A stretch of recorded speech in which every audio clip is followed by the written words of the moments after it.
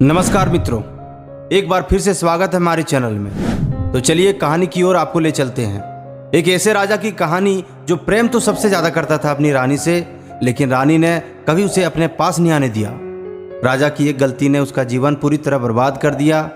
जब तक रानी को इस बात की खबर होती तब तक बहुत देर हो चुका था। राजा ने एक युद्ध के दौरान अपना जीवन खो दिया।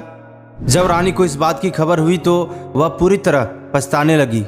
वह अपने आप को माफ न कर पाने के कारण राजा की जलती चिता में कूद पड़ी और वहीं वह सती हो गई। इस राजा रानी की कहानी इतना खौफनाक है जिसे सुनकर आप भी आश्चर्य में पड़ जाएंगे। तो चलिए जानते हैं कि क्या वजह रही होगी कि रानी ने जीवन भर राजा से बात तक नहीं की और कभी भी राजा को अपने पास नहीं आने दिया। राजा रानी के प्यार में तड़पता बिलखता, मगर कभी भी रानी इस बात को नहीं समझ सकी। कहानी शुरू करने से पहले हमारे चैनल में अगर नए हैं तो हमारे चैनल को सब्सक्राइब कर लें और बेल आइकन को दबाना ना भूलें। तो चलिए कहानी की शुरुआत करते हैं। यह कहानी एक ऐसे सूरवीर राजा की है जो कि राजस्थान के राजवंशों के परिवार से थे, जिनका नाम राठौड़ राव मालदेव था। कहते कि पूरे राजपुताना में आज तक राव मालदेव की टक्कर का अन्य कोई राजपूत शासक नहीं हुआ। उसने अपने जीवन में 52 युद्ध लड़े और सभी युद्ध में जीत हासिल की। कहा जाता है कि 1535 ईस्वी में उसकी शादी 24 वर्ष की आयु में जैसलमेर की राजकुमारी युमादे के साथ हुई। युमादे अपनी सुंदरता व चतुरता के लिए प्रसिद्ध थी। राठौड़ राव मालदेव की बारात शाही लवाजमे के साथ जैसलमेर पहुंची। राजकुमारी युमादे राव मालदेव जैसा सूरवीर और महाप्रतापी राजा को पति के रूप में पाकर बहुत खुश थी।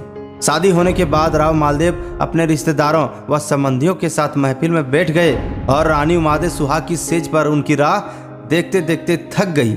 इस पर रानी ने दहेज में मिली अपनी खास दासी भारमल्ली को राजा को बुलाने भेजा। दासी भारमल्ली राव मालदेव को बुलाने गई। खूबसूरत दासी को नशे में चूर राव ने रानी समझकर अपने पास बिठा लिया और कस के पकड़ लिया। इधर रानी भी राजा का इंतजार कर रही थी। काफी वक्त गुजर गया, भारमल्ली नहीं आई तो रानी ने सोचा कि मैं ही चली जाती हूँ। उसने जैसे ही राव के कक्ष में प्रवेश किया, उसने देखा कि भारमल्ली राजा के बाहों में है। उसके पैर के नीचे जमीन खिसक गया। उन दोनों को देखकर युमादे बहुत नाराज हुई। साथ ही उसके हाथ में स्वागत के लिए आरती की जो थाली थी उसे वहीं फेंक दिया और वहां से लौट गई। उसने जोर से बोली, अब राव मेरे लायक नहीं है। जब सुबह राव मालदेव का नशा उतरा तब उसे बहुत शर्मिंदा हुए। उसने सोचा कि रानी से माफी मांग के सब ठीक कर देंगे, लेकिन राजा जब रानी के पास पहुंचा तो रानी ने बात करने से साफ इनकार कर दिया। वह रूठ चुकी थी। कहा जाता है कि वह आजीवन राव मालदेव से रूठी ही रही और इतिहास में रूठी रानी के नाम से मशहूर हुई। राजा ने रानी के लिए किले की तलहटी में एक अलग महल भी बनवाया, लेकिन वह वहां भी कुछ दिन रहकर वापस लौट गए।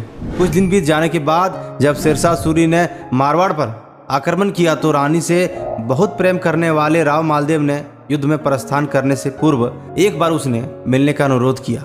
रानी ने राजा से मिलने के लिए हाँ तो कर दिया। जब मिलने की बारी आई तो उसने साफ इनकार कर दिया।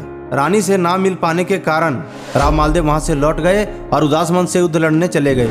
इतिहासकार का मानना है कि रानी के न मिलने के कारण राव मालदेव पर बहुत बुरा प्रभाव पड़ा था, जिस वजह से वह जीवन में पहली बार कोई युद्ध हार गया। वर्ष 1562 में राव मालदेव के निधन का समाचार मिलने पर रानी युमादे को अपनी भूल का एहसास हुआ और उन्हें बहुत कष्ट पहुंचा। राव मालदेव से बहुत प्रेम करने वाली रानी युमादे प्रायश्चित के रूप में उनकी पगड़ी के साथ स्वयं को अग्नि को सौंप सती हो गई। इसलिए अगर जीवन में किसी से प्रेम अगर करते हैं तो ज्यादा समय तक गुस्सा मत रहिए। किसी तरह उनसे बात करके उस गिले शिकवे को दूर करिए ताकि आप जीवन में खुश रह सके। क्या पता कब किसका आखिरी समय चलता हो। उनसे ना बात कर पाने की वजह से आप जीवन भर पछताते रहेंगे। आप अपने आप को कभी माफ नहीं कर पाएंगे। तो हर दिन आप एक नई सुबह के साथ नया जीवन शुरू करिए और खुश रहिए। धन्यवाद।